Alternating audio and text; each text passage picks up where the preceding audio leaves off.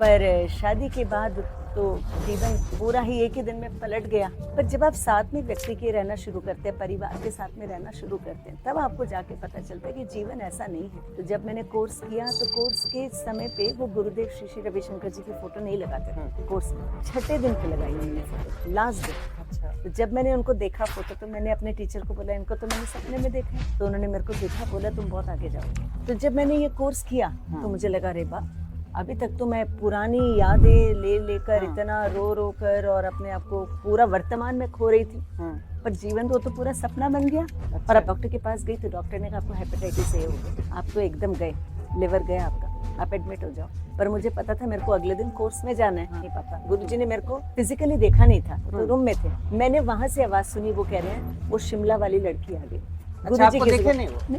वो बहुत ही strong course Art of Living का, इमोशनल आपके सारी चीज़ों को ना वो ग्राइंड कर देता है। जो आज हमारे गेस्ट हैं प्रोफेसर ऋचा चोपड़ा, तो जो अभी सीनियर इंटरनेशनल फैकल्टी हैं द आर्ट ऑफ लिविंग की, और आईआईटी में प्रोफेसर है। वो यहाँ योगा एंड उपनिषद पढ़ाती है। तो उन्होंने अपना बचपन से पूरा स्टोरी बताया है, बचपन से अभी तक का बताया। फिर वो मतलब मास्टर्स की, तो वहाँ के बाद स्ट्रगल्स हुआ।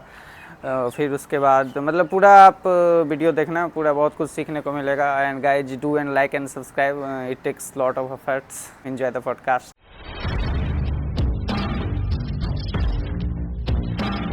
नमस्ते मैम, आपका बहुत बहुत स्वागत इस पॉडकास्ट में। Thank you Akash, thank you so तो मच। क्या हाल चाल है मैम? एकदम बढ़िया। तो मैम आप बचपन से एकदम स्टोरी बताइए, आपका कैसे आर्ट ऑफ लिविंग में मैम आप आई मतलब? तो जब पाकिस्तान और इंडिया का अलगाव हुआ तो उस समय मेरे दादाजी पाकिस्तान में सरगोदा में हाँ। वहाँ पर थे, जो इंडिया का भाग था। और उनके कुछ दोस्त थे जो असम में थे, और वहाँ पे कुछ बिजनेस अपॉर्चुनिटीज थी, तो उन्होंने मेरे दादाजी को वहाँ बुला लिया। अच्छा। तो मेरे पिता का सारा जो परिवार है वो असम लमडिंग से है, और मेरी माँ जो है वो दिल्ली से है। तो बचपन हमारा असम में हुआ, मेरे और मेरे भाई का। पर उस समय वहाँ पे कुछ बहुत अच्छे इंग्लिश स्कूल्स नहीं थे। तो मेरे पेरेंट्स को था कि बच्चों को अच्छी इंग्लिश एजुकेशन देनी है। तो क्लास 5 से ही मैं हॉस्टल में चली गई। शिलोंग गई, फिर मैं मसूरी गई, अच्छे अच्छे स्कूल्स में पढ़ी। मसूरी गई, फिर गुवाहाटी में पढ़ी कॉटन कॉलेज में, फिर दिल्ली यूनिवर्सिटी गई। फिर मेरा जो मास्टर्स था वो चंडीगढ़ में हुआ। तो चंडीगढ़ में जब मैं अपने सेकंड सेमेस्टर में थी उस समय हमारे कॉलेज में कोई जो आते हैं क्या कहते हैं, ये कुछ कवर करने के लिए, आर्टिकल वगैरह कवर करने के लिए, इंडियन एक्सप्रेस के बिहाफ पे कोई एक जर्नलिस्ट आए। तो उन्होंने शायद मुझे वहाँ कहीं नोट कर लिया होगा। तो उन्होंने थोड़ी मेरी खबर की, ये कौन है। तो मेरी फ्रेंड्स ने बाद में मुझे आके बताया कि वो आपके बारे में खबर कर रहे थे। अच्छा। तो मैं कुछ ज़्यादा इंटरेस्टेड नहीं थी, क्योंकि मेरे पेरेंट्स बहुत ही ज़्यादा कंजर्वेटिव थे। मतलब किसी को आंख उठा के भी देखना था, हमें पता था कि घर पे गरीमत हो जाएगा। अच्छा। तो मैंने कहा कि अगर वो पता कर रहे हैं तो मेरे माँ बाप से ही जाकर बात करें। तो बात हुई और जो भी हुआ, फैमिलीज मिले, और एमएससी की 3rd सेमेस्टर में ही मेरी शादी हो गई। किसके थर्ड सेमेस्टर? एमएससी के मास्टर्स के 3rd अच्छा। सेमेस्टर में। हाँ, मास्टर्स किसमें करते थे? चाइल्ड डेवलपमेंट, चाइल्ड साइकोलॉजी में। बस शादी हो गई, और शादी के बाद ही जीवन एकदम बदल गया, क्योंकि शादी से पहले मैं हॉस्टल्स में रही। तो एक आज़ादी की जीवन था, पढ़ाई में बहुत अच्छी थी मैं। और हालांकि फैमिली बहुत कंजर्वेटिव थी, तो मुझे पता था कि मेरा दायरा क्या है। पर जो भी मेरा दायरा था उसके अंदर एक बहुत फ्रीडम था, एक फोकस था। पर शादी के बाद तो जीवन पूरा ही एक ही दिन में पलट गया। तो वहाँ पे बहुत संघर्ष था लाइफ का। तो मेरी एमएससी ख़त्म हो चुकी थी, और बहुत टॉपर थी मैं एमएससी की। अच्छा। तो फिर मैंने वहाँ पे कहा कि मैं बच्चों के लिए कुछ एक क्लिनिक खोलना चाहती हूँ, स्पेशली जो स्पेशली एबल्ड हैं बच्चे। तो उसके लिए बिल्कुल भी ना था। फिर अपने पेरेंट्स से लोन लेकर अपने जो हमारा होटल था उसके बगल में एक होटल में एक कमरा रेंट पे लिया, और मैंने अपना पहला क्लिनिक खोला वहाँ पे, साइक एंड सोल के नाम से। ये मेरा फर्स्ट वर्क था। तब मैं शायद सिर्फ 25 साल की थी, 24.5-25 साल की थी, और उसको खोला। तो उस समय संघर्ष ये था कि क्लिनिक में मैंने एडवर्टीजमेंट किया केबल टीवी के द्वारा, साइकेट्रिस्ट से मिली, साइकोलॉजिस्ट से मिली, अपने आप ही 25 साल की उम्र में एक पूरा सेटअप कर लिया। पर बच्चे को कहाँ रखूं, अपनी बेटी को। फिर मैं रोज अपने बच्चे को माल में छोड़ने जाती थी, जो 2 किलोमीटर ऊपर किसी एक डे बोर्डिंग में। अच्छा। वापस आती थी, फिर उसको लेने जाती थी, फिर लेने आती थी। 8 किलोमीटर में रोज चलती थी। तो ये कहना चाहती हैं कि आप पहले से समझना चाहिए एक दूसरे को शादी से पहले? शादी से पहले मैं यही कहूंगी कि एक भावना बहुत ज्यादा होती है लड़के की और लड़की की, अच्छा। और लड़का लड़की अपना बेस्ट फुट फॉरवर्ड करते हैं। उस समय आपके मतलब एक ऐसा लगता है कि बहुत सुनहरा जीवन होगा। हाँ। पर जब आप साथ में व्यक्ति के रहना शुरू करते हैं, परिवार के साथ में रहना शुरू करते हैं, तब आपको जाके पता चलता है कि जीवन ऐसा नहीं है। जीवन में खाली एक क्या कहते हैं ना, एक तो मैच्योरिटी आती नहीं है, मतलब यंग एज में इतनी क्या मैच्योरिटी होती है, और लाइफ को इतनी गहराई से देखा भी नहीं होता, तो ये सब चीजें पता नहीं चलती। तो आपका ये मैरिज लाइफ कब तक चला? 5 साल चला। तो एक दिन रात को जब मैं शिमला में थी, वहाँ पे रात को मेरे को गुरुदेव श्री श्री रविशंकर जी, उनका नाम मैंने कभी भी नहीं सुना था, उनका और श्री रामकृष्ण परमहंस, उन दोनों को मैंने देखा ऐसे एक होते हुए। रामकृष्ण परमहंस जी से मैंने, उनके संस्था रामकृष्ण मिशन से मैंने दीक्षा ली हुई है। अच्छा। जब मैं 16 साल की थी, और ये मैंने देखा कि वो मुझे कह रहे ओम नमः शिवाय चैंट करो। अच्छा। ऐसा। उसके बाद वो सपना चला गया। तो उस समय मेरी मदर ने आर्ट ऑफ लिविंग का कोर्स किया हुआ था, तो उन्होंने कहा कि तुमको अभी सबसे ज्यादा जरूरत है ऋचा हिम्मत की। हमारे पास पैसे हैं, सब कुछ है, पर तुम अंदर से, भावना से, तो तुमको खुद ही अपने आप को संभालना पड़ेगा। तुम ये आर्ट ऑफ लिविंग का कोर्स करो, हैप्पीनेस का, सुदर्शन क्रिया, उस समय इसको बेसिक कोर्स कहते थे। तो मैं बिल्कुल भी इंटरेस्टेड नहीं थी। 6 दिन का कोर्स होता था। तो मैंने बहुत बहाने मारे, मुझे नहीं करना, बेटी रो रही है, वो कैसे संभलेगी। तो मम्मी मेरी बेटी को लेके दरवाजे पे ही बैठ जाती थी। अच्छा। और उन्होंने मेरे को धकेल के वो कोर्स कराया। ये दिल्ली में थे? दिल्ली में मैंने किया। हाँ। कोर्स भी ऑफलाइन? अच्छा, उस समय ऑनलाइन? ऑफलाइन था। हाँ। ऑफलाइन था। तो ये कोर्स कब की बात है? 1900? ये 2000 की बात है। अच्छा, अप्रैल 2000 अप्रैल। तो जब मैंने कोर्स किया, तो कोर्स के समय पे वो गुरुदेव श्री श्री रविशंकर जी की फोटो नहीं लगाते थे कोर्स में। 6ठे दिन पे लगाई उन्होंने फोटो, लास्ट डे। अच्छा। तो जब मैंने उनको देखा फोटो, तो मैंने अपने टीचर को बोला इनको तो मैंने सपने में देखा है। अरे। तो उन्होंने मेरे को देखा, बोला तुम बहुत आगे जाओगे। और कोर्स में एक वो सिखाते हैं सुदर्शन क्रिया। अच्छा, उनको पहले सब नहीं जानते थे? नहीं। और उनको सपने में देखा? बस सपने में देखा। फिर पता चला कि उनका कोर्स मैं कर रही हूँ। हाँ, 6ठे दिन उनकी फोटो देखी मैंने, कहा इनको तो, हाँ। तब उन्होंने कहा तुम बहुत आगे जाओगी। इस कोर्स में 6 दिन में इन्होंने एक हमको विधि सिखाई जिसको कहते हैं सुदर्शन क्रिया। सु मतलब प्रॉपर, दर्शन मतलब अपना एक परसेप्शन, और ये गुरुदेव का ही दिया हुआ है। It's a very deep breathing, powerful breathing technique. वो सुदर्शन क्रिया करने के बाद मुझे ऐसा लगा कि मेरे अंदर से सारा कचरा कुछ तो निकल गया, पता नहीं क्या था। हमारे अंदर इतना कचरा जम जाता है, मन का, भावनाओं का। कुछ चीजें कॉन्शियसली हमको याद रहती, कुछ चीजें याद रहती नहीं है। तो वो सारा ऐसे लगा कि एकदम कुछ अंदर से ना वो पूरा रिलीव हो गया, कुछ अंदर से निकल गया। और वो कोर्स के बाद मुझे लगा कि जीवन जो मैं सोच रही हूँ ऐसा नहीं है, जीवन के कुछ और भी डायमेंशंस हैं। अच्छा। और भी डायमेंशंस है जो मेरे को किसी कॉलेज में, किसी स्कूल में आज तक ना पढ़ाया गया ना बताया गया। अच्छा। मैं तो लाइफ में बस ये देख रही हूँ कि जो मेरे को दिख रहा है, पर जीवन ये नहीं है। जीवन के कुछ और भी अलग अलग डायमेंशंस हैं। तो आपने रिकवर कैसे किया, मतलब ये पूरे तो 5 साल? सुदर्शन क्रिया करने के बाद फिर मैंने वो रेगुलर प्रैक्टिस करना शुरू किया। सुदर्शन क्रिया हमारे क्या होता है उसमें? सुदर्शन उसमें ब्रीदिंग टेक्निक है। जो गुरुदेव जब वो साइलेंस में गए थे, तो गुरुदेव को ये रिवील हुआ था। तो गुरुदेव ने अपने आर्ट ऑफ लिविंग के कोर्सेज के द्वारा सुदर्शन क्रिया सिखाई है। So powerful breathing technique. Breath जो है वो हमारे माइंड से जुड़ा हुआ है। देखो, अगर आपको गुस्सा आता है मान लो, तो क्या होता है, आपकी सांस कैसे हो जाती है? फास्ट। अच्छा। हाँ। राइट। हाँ हाँ। राइट। अगर आप डिप्रेशन में जाते हो, आपकी सांस कैसे होती है? आप देखना, शैलो हो जाती है। अच्छा। ठीक है। और आप बहुत अगर खुश हैं, अंदर से खुश हैं, आप देखना आपकी सांस स्टेबल हो जाती है। तो आपकी सांस और आपके इमोशंस लिंक्ड हैं। तो अगर आपके इमोशंस चेंज हो जाते हैं, तो सांस भी चेंज हो जाती है। तो अगर आप अपने सांस को चेंज करो, तो आपके इमोशंस पे इम्पैक्ट आएगा। और इमोशंस कहाँ से आते हैं? थॉट से। अच्छा। अगर एक गलत थॉट आया आपको, तो इमोशन जागेगा। तो माइंड जो हमारा है, जो ह्यूमन माइंड है, उसके 2 नेचर है। हमारे माइंड का स्वभाव समझना चाहिए। पहला स्वभाव है हमारे माइंड का कि वो वर्तमान में कभी नहीं रहता। देखो, आप अभी भी यहाँ बैठे हैं, मन कहीं आगे पीछे कहीं तो जाके आ गया होगा। हाँ, आ गया मेरा। राइट। ये पहला स्वभाव है कि वो वर्तमान में नहीं रहता। दूसरा मन का स्वभाव है कि अगर 10 पॉजिटिव चीजें हैं और एक चीज आपके हिसाब से नहीं है, आपका माइंड कहाँ जाएगा? Negative. It clings to negativity. ये ह्यूमन माइंड का स्वभाव है, हर एक ह्यूमन माइंड का ये स्वभाव है। और पर जो लाइफ है वो ना पास्ट में ना फ्यूचर में। पास्ट में जो हुआ वो तो हो गया, क्या कर सकते हैं, सोच के क्या करेंगे। और फ्यूचर में जो होने वाला है आपको पता है, किसी को पता है? नहीं। कुछ नहीं पता, राइट। तो लाइफ कहाँ है? प्रेजेंट मोमेंट में, अभी अभी अभी। और हम लोग सब प्रेजेंट मोमेंट में थे जब हम छोटे बच्चे थे। आप छोटे बच्चे को देखो कितना प्रेजेंट में होता है वो। पर जैसे जैसे हम बड़े होते गए हम प्रेजेंट में नहीं रहकर हम पास्ट में रहते हैं या फ्यूचर में रहते हैं, इसलिए हम एक बोझ लेके चलते हैं। तो सुदर्शन क्रिया से क्या होता है, हमारा जो ब्रेथ है वो हमारे माइंड से लिंक्ड है। तो through this powerful breathing technique हमारा जो माइंड जो पास्ट और फ्यूचर में घूम रहा है, it starts coming to the present moment, it starts coming to the reality. नहीं तो आप मान लीजिए आप गाड़ी चला रहे हैं और पीछे देख के रियर विंडो देख के चला रहे हैं, आपका क्या होगा लाइफ में?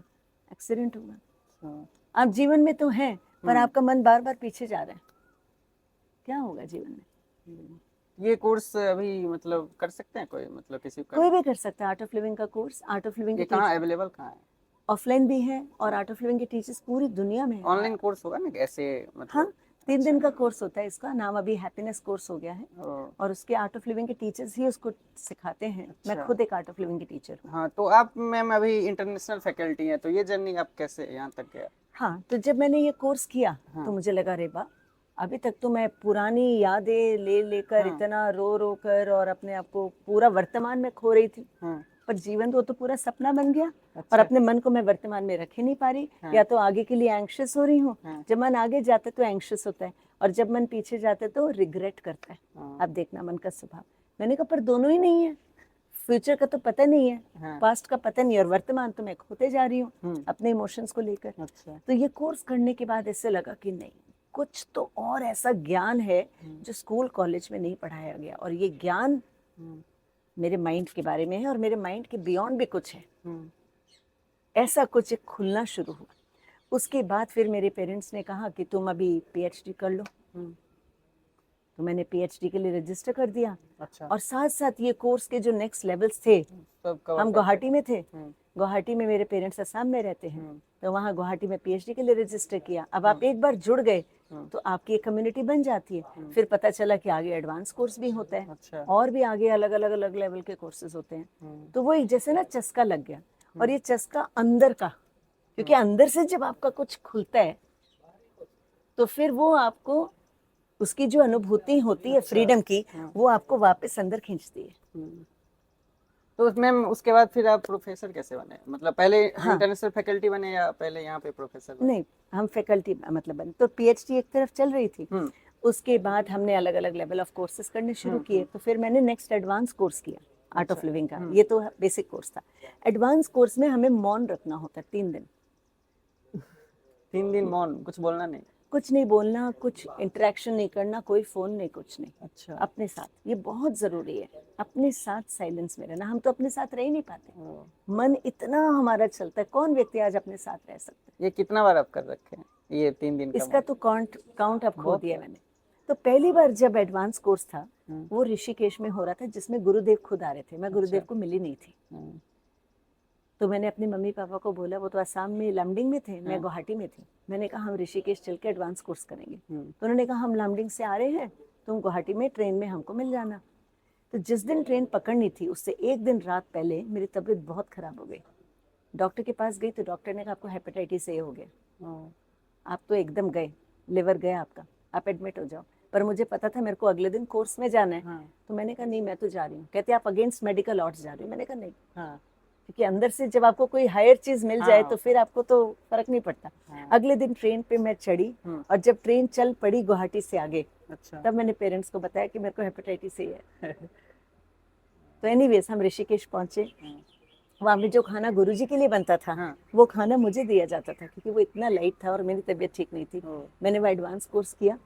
एडवांस कोर्स करने के बाद थोड़े छोटे छोटे बैच में गुरुजी को मिलने लेके जाते थे। तो गुरुजी ऊपर एक रूम में थे और हम लोग थोड़े फर्स्ट टाइम गुरुजी को मिलने जा रहे हैं। तो हम सीढ़ी पे खड़े थे, मैं, मेरी छोटी सी बेटी, मम्मी पापा। गुरुजी ने मेरे को फिजिकली देखा नहीं था, तो रूम में थे। मैंने वहां से आवाज सुनी, वो कह रहे हैं वो शिमला वाली लड़की आ गई, अच्छा, वो बोले क्या शिमला लेके आई हुई है? वो शिमला से वो आ गई। अच्छा, गुरुजी आपको किसी देखे को नहीं वो? नहीं। फिर हम वहां गए तो वहां पे मेरी मम्मी रो पड़ी। हम्म।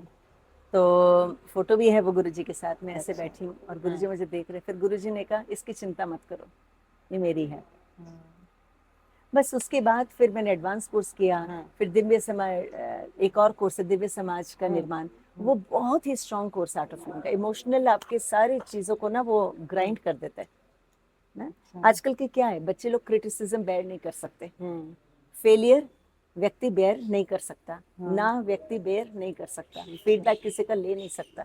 क्यों? वो रिटेलिएट करता है व्यक्ति, अपने आप को प्रोटेक्ट करता है। एक्चुअली वो अंदर से बहुत कमजोर है, क्योंकि हमारी आत्मबल है ही नहीं। ये कोर्स से आत्मबल बढ़ता है। तो ये कोर्स किया। फिर धीरे धीरे धीरे धीरे मैंने अपने पेरेंट्स को बोला कि मैं टीचर बनना चाहती हूँ आर्ट ऑफ लिविंग की। उस समय टीचर ट्रेनिंग 15-15 दिन का होता था, और उसके लिए बहुत आपको चप्पल घसीटने पड़ते थे, बहुत सेवा करनी पड़ती थी, गांव गांव ये वो जाके। तो पीएचडी भी चल रही थी और आर्ट ऑफ लिविंग का भी गुवाहाटी में। पीएचडी कहाँ से? गुवाहाटी यूनिवर्सिटी। अच्छा। तो बहुत वहाँ सेवा कर करके अपना ये दोनों रास्ता चल रहा था। धीरे धीरे मैं टीचर बन गई। टीचर बनने के बाद तब तक मैं एक अच्छे एनजीओ में आ गई थी। स्वीडिश एम्बेसी का एक प्रोजेक्ट चल रहा था, मैं वहाँ पे प्रोग्राम मैनेजर थी दिल्ली में। तो अंदर से कुछ ऐसा शुरू हो गया था मेरा होना कि अब मेरे को जो करना है ना, मेरे को कुछ हायर ही करना है। ये अपने पेट भरने के लिए मेरे को ऐसा जीवन नहीं चाहिए। तो मैंने किसी से पूछा आश्रम में कैसे जा सकते हैं, मैं हमेशा वहीं जुड़ना चाहती हूँ। किसी ने कहा वो तो हमको पता नहीं है, ये एक ईमेल आईडी है गुरुदेव के ऑफिस का, तो वहाँ पे मेल डाल दो। अच्छा। तो मैं तो वहाँ किसी को प्रॉपरली जानती नहीं, हजारों लाखों लोग। तो मैंने बस मेल लिख दिया कि मैं ऋचा हूँ, दिल्ली में हूँ, एक स्वीडिश एम्बेसी के प्रोजेक्ट में काम कर रही हूँ, मेरी बेटी आर्मी पब्लिक स्कूल में है और मेरा ये चल रहा है। वही गुरुजी को? हाँ, वो मेल था गुरुजी एट आर्ट ऑफ लिविंग, ऐसे ही कुछ ईमेल आईडी गुरुजी था। तो आपको जानते ही थे ना? हाँ, जो शिमला वाली बच्ची है। हाँ, वो तो जानते थे, पर वो तो हजारों लोगों को मिलते हैं। हाँ, अब मेरा मेल कहाँ जाएगा? हाँ।